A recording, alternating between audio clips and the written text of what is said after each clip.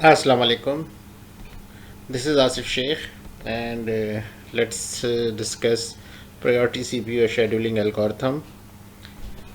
Priority CPU scheduling algorithm is a scheduling algorithm which is used to load the processes which are in the ready queue, और उनको एक जब से processor के ऊपर load करना होता है तो हम इस एल्गोरिथम की मदद से based on the priority of those processes we decide कि किस प्रोसेस को जो है वो प्रोसेसर पे जाना चाहिए और किसको बाद में जाना चाहिए.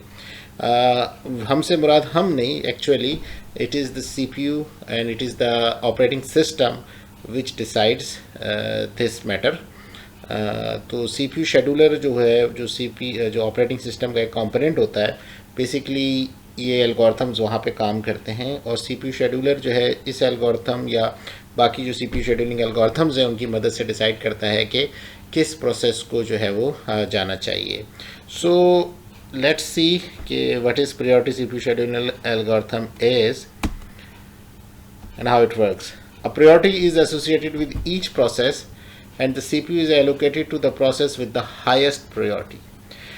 इस एल्गोरिथम के अंदर सबसे पहले तो ये होता है कि जो हर प्रोसेस होता है उसके साथ एक प्रायोरिटी अटैच की जाती है, एसोसिएट की जाती है, और बेस्ड ऑन दी प्रायोरिटी किसी भी प्रोसेस को जो है वो प्रोसेसर के ऊपर एलोकेट किया जाता है. जो हाईएस्ट प्रायोरिटी का जो प्रोसेस होता है उसकी बारी पहले आएगी, it comes first, it will be serve first, और जो लोएस्ट प्रायोरिटी का जो प्रोसेस होगा it has to wait for some time.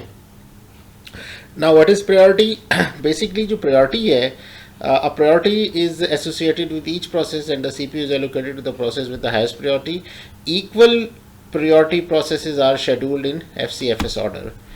Priorities are generally indicated by some fixed range of numbers such as 0 to 7 or 0 to 255 or 0 to 4095, etc. However, there is no general agreement on whether 0 is the highest or lowest priority. Priority can be defined either internally or externally. Now what is priority? देखें, ये जो process होता है, basically process क्या होता है, अगर आप प्रोसेस को समझ गए तो आपको प्रायोरिटी भी समझ में आ जाएगी. Process basically are those applications which are generated by either by the user और बाय द मशीन. वो रिक्वेस्ट, वो कमांड्स, वो इंस्ट्रक्शंस, वो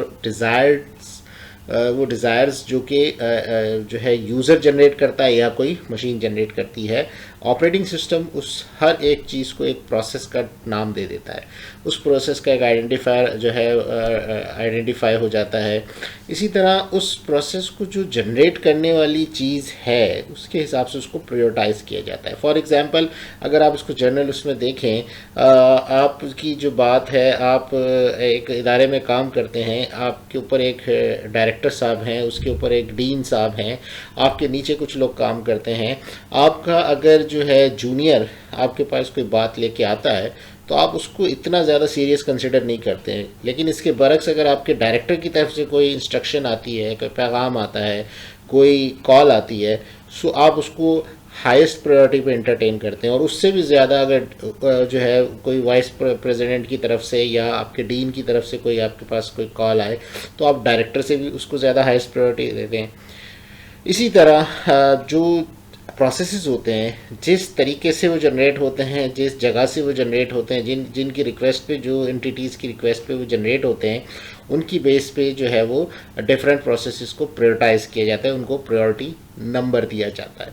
अब प्रायोरिटी नंबर जो है इसके ऊपर भी हो सकता है कि ये 0 से लेके कोई भी रेंज में हो सकता है, नंबर 1, और फॉर एग्जांपल 0 से 5 की रेंज में हमने डिफरेंट प्रोसेसेस को प्रायोरिटाइज कर दिया. Now 0 could be the highest priority और 0 could be the lowest priority. यानी कि ये आपके ऊपर है, ये जो हम सिस्टम डिज़ाइन करते हैं उसके अंदर हम इसको इस तरह डिज़ाइन करते हैं कि भाई 0 है, इसका मतलब है हर वो प्रोसेस जिसकी प्रायोरिटी 0 है उसको सबसे हाईएस्ट प्रायोरिटी पर रख के उसको सबसे पहले एंटरटेन करना है. या इसका अदरवाइज भी आप कर सकते हैं कि 0 का मतलब नथिंग, सबसे बेचारा फारिग और माठा किस्म का जो है वो प्रोसेस है, इसको सबसे आखिर में एंटरटेन करें.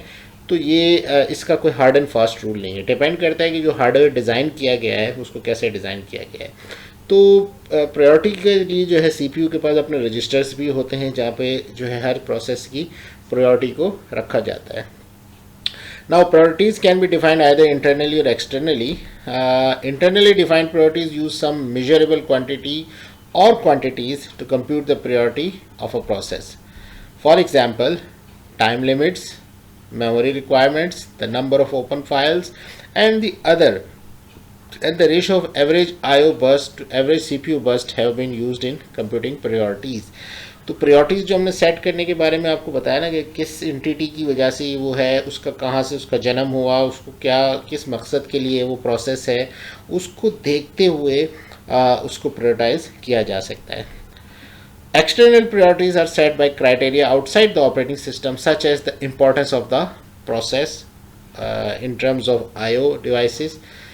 तो इस तरह जो है इंटरनल और एक्सटर्नल फैक्टर्स की बुनियाद पे किसी भी प्रोसेस को प्रायोरिटाइज किया जाता है. एक बात दूसरी, प्रायोरिटाइज करने के लिए हम एक रेंज बता देते हैं या एक रेंज सेलेक्ट कर लेते हैं from 0 to maximum, from 1 to maximum. तो वो मैक्सिमम 7, 5, 4, 10, 12 कुछ भी हो सकता है. ठीक है. और साथ ही साथ इसका भी कोई रूल नहीं है कि ये असेंडिंग में ऑर्डर में होगा या डिसेंडिंग ऑर्डर में होगा. यानी 1 से 7 अगर रखा है तो हो सकता है 1 हाईएस्ट प्रायोरिटी हो, उसके बाद सेकंड वाले प्रोसेसेस लोअर प्रायोरिटी के हैं, फिर जो थर्ड जिन प्रोसेस की प्रायोरिटी 3 है वो उससे कम अहमियत रखते हैं. या इसका अदरवाइज भी हो सकता है कि जिन प्रोसेस की प्रायोरिटी 7 है वो सबसे हाईएस्ट प्रायोरिटी कंसिडर किए जाएं. तो it depends upon the hardware and the जो है operating system of that particular system. Priority scheduling can be either pre-emptive और नॉन प्रीएम्प्टिव. ठीक है. अच्छा, प्रायोरिटी शेड्यूलिंग जो है जो एल्गोरिथम है उसको हम दोनों तरीके से अप्लाई कर सकते हैं. एक प्रीएम्प्टिव यानी कि फोर्सफुल इंटरप्शन और दूसरा नॉन प्रीएम्प्टिव तरीके से. When a process arrives at the ready queue, it's priority is compared with the priority of the currently running process. तो सबसे पहले एक प्रोसेस आपका प्रोसेसर पे लोडेड है जो कि प्रोसेसर उसको एग्जीक्यूट कर रहा है. मीनवाइल जैसे ही कोई नेक्स्ट प्रोसेस आता है तो उसकी प्रायोरिटी और जो लोडेड प्रोसेसर उसकी प्रायोरिटी को कंपेयर किया जाता है. अगर तो हम नॉन प्रीएम्प्शन प्रायोरिटी शेड्यूलिंग कर रहे हैं तो कुछ भी नहीं करेंगे, जो प्रोसेस उस वक्त प्रोसेसर पे मौजूद है उसको गो अहेड दिया जाएगा. जब प्रोसेसर उसको टर्मिनेट कर देगा तो फिर जो है अगले हाईएस्ट प्रायोरिटी प्रोसेस की बारी आएगी. प्रीएम्प्टिव प्रायोरिटी शेड्यूलिंग में हम क्या करेंगे कि जैसे ही कोई हाईएस्ट प्रायोरिटी का प्रोसेस आया और हमें पता चला कि इस वक्त प्रोसेसर के ऊपर जो प्रोसेस है उसकी प्रायोरिटी इससे कम है, तो फ़ौरन फोर्सफुल इंटरप्शन करके उसको हटा दिया जाएगा और इस प्रोसेस को उस पर लोड कर दिया जाएगा प्रोसेसर के ऊपर. इसको कहते हैं प्रीएम्प्टिव प्रायोरिटी शेड्यूलिंग. और अगर हम ऐसा ना करें, हम कहें ठीक है ये बात हो गया है लेकिन चूँकि भले लोअर प्रायोरिटी का है लेकिन वो पहले से चढ़ा हुआ है प्रोसेसर के ऊपर, लेट इट गो, ये कहलाता. हाँ, अगली बार जब यानी कि इसके टर्मिनेशन के बाद जो आएगी तो वो फिर हाईएस्ट प्रायोरिटी वाले को हम लोड कर देंगे. इस तरह की कहलाती है नॉन प्रीएम्प्टिव प्रायोरिटी शेड्यूलिंग. सो ये एल्गोरिथम जो है दोनों तरीके से काम करता है और ये सीपी शेड्यूलर का काम है कि वो किसी सिनारियो में कैसे डील करता है.